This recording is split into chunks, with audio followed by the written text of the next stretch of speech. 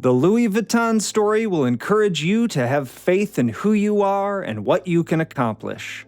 In this story, you will see how a homeless boy established a firm out of nothing and how that company is now worth more than $407 billion. The beginnings. Its origins may be traced back to the 19th century and begin with a young boy who was living on the streets and could only dream of making it big. He had little money and no food, so in order to live, he took odd jobs with artists and craftsmen. Louis Vuitton was born in Angers, France in the 19th century, where his father was a farmer and his mother was a hat maker. After reaching the age of 10, things got even more challenging for Louis. His father later found new love and remarried not long after the passing of his mother. The stepmother made Louis Vuitton's life a living hell, and in the end, he couldn't take it anymore. After turning 13, Louis sneaked out of the farmhouse and made his way to Paris, despite the fact that he had neither money nor food with him. Thankfully, Louis was able to find odd jobs with artists and craftsmen who taught him how to work with materials such as metal, stone, textiles, and wood. Despite this, he was unable to save any money for a place to sleep and so became homeless. He often slept in the woods, using his cloak as the sole thing to keep him warm. Thus, Louis made the decision to look for a job in the crafting profession after arriving in Paris, since he had picked up some of the necessary abilities on his journey there. It was fortunate for Louis Vuitton that a skilled artisan named Monsieur Maréchal took him on as an apprentice. He quickly established himself as the patron of Maréchal's establishment's favorite. In addition to that, the Empress of France hired him to be her personal box maker. After serving the Empress for a year, Louis saw an increase in demand for his services and decided to launch his own store. His own store. During that time period, traditional boxes were often constructed out of leather and had a rectangular form. The dome-shaped lids were designed to prevent water from penetrating the leather by preventing it from seeping into the material. Because of this, it was hard to stack the boxes, and loading them took a lot of time. In order to find a solution to these issues, Louis Vuitton conducted research on several fabrics before settling on canvas. Canvas was more water-resistant, lighter, and more durable than leather when compared to other materials.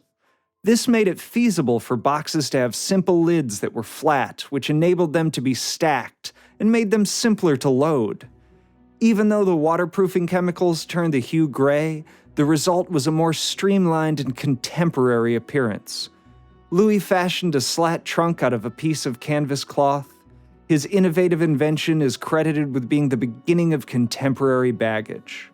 In spite of the fact that consumers were skeptical of its benefits, the product became wildly popular within 2 years.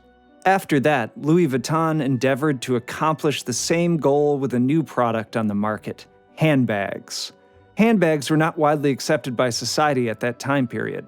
Despite this, Louis was certain that purses had commercial potential and began producing them using canvas.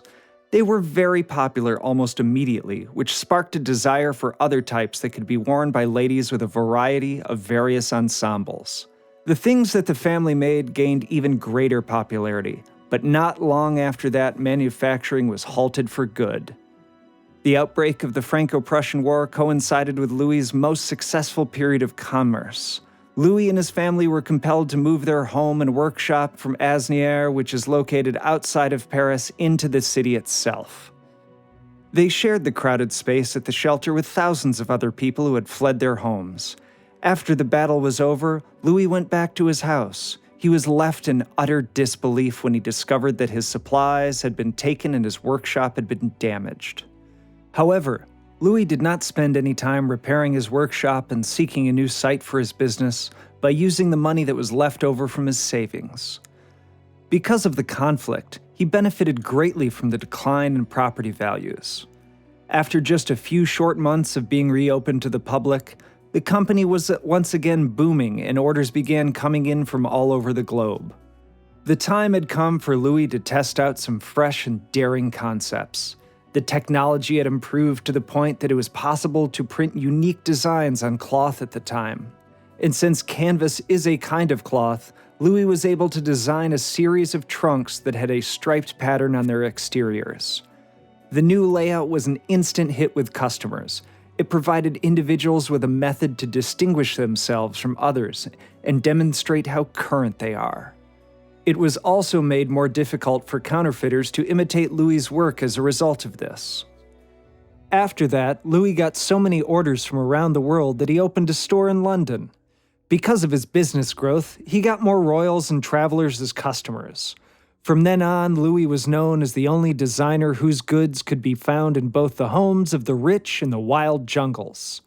Also, Louis decided to put out his first book to make it easier for people to buy. It was a smart move that would take the business to a whole new level. But in that same year, an unplanned disaster crushed Louis's plans. Louis died suddenly at home when he was 72 years old. No one knows what caused his death.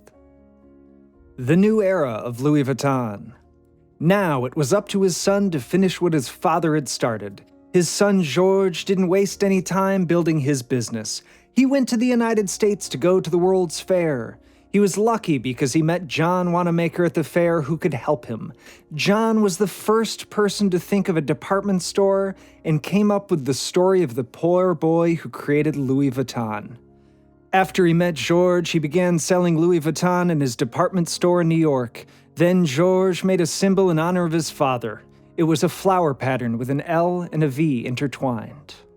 When customers saw the name on the goods, they were surprised. They used to only put their names or nicknames on the bags, but things changed over time, and the new style caught on. By that time, Georges had been all over the US and set up a way for people to get his style.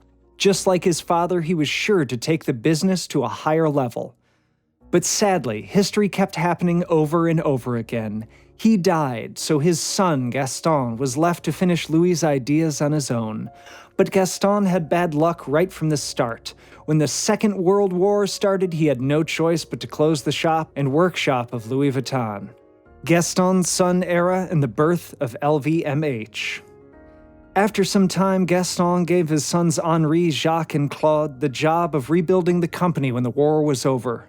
With help from their father, the sons made sure that every year there were new styles of bags. But when Gaston died, work slowed down. Henri, Jacques, and Claude all had different ideas about how the company should be run, so they asked Henri Rassamier, who was married to their sister, to take the job. By that time, Henri had started a steel dealing business and sold it for a lot of money. He was very good at running a business. He changed LV from a wholesaler to a retailer and got into the Asian market. Sales at LV went from 20 million to more than 260 million in just 6 years. Around that time, Henri made LV publicly available. 2 months later, the price of LV's stock started to change. Analysts said that sales might go down because there were more fake goods on the market. Still, Henri kept going and opened stores everywhere. Within a few years, he showed that the experts were wrong. LV had sales of almost $1 billion, and combined with Moet Hennessy, which made champagne and cognac, to form LVMH, a company that makes expensive goods. The goal of both businesses was to stop an outside company from taking over. Even though the deal allowed LV to make more investments, Henri had problems with Moet Hennessy's president, Alain Chevalier, about how to run the company. Henri asked a property developer named Bernard Henriot to help him get in charge. Bernard accepted, but Henri soon found out that Bernard had his own plans. Bernard bought a controlling stake in LVMH without anyone knowing, and the Moet and Hennessy families helped him do it. After that, Henri and Bernard got in a court fight.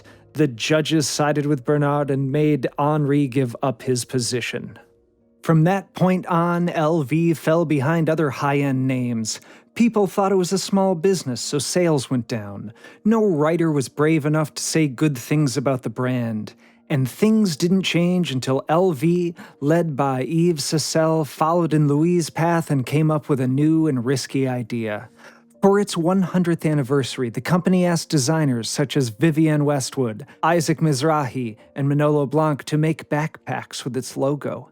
At the time, this kind of partnership was almost unheard of, and luxury brands didn't make backpacks. Still, the partnership was well accepted and put LV back on the map.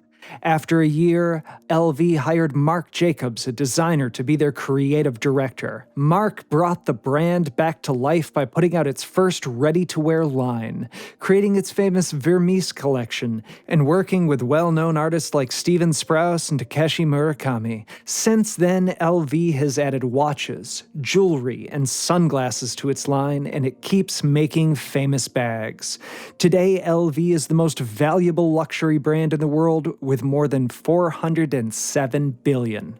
And that wraps things up.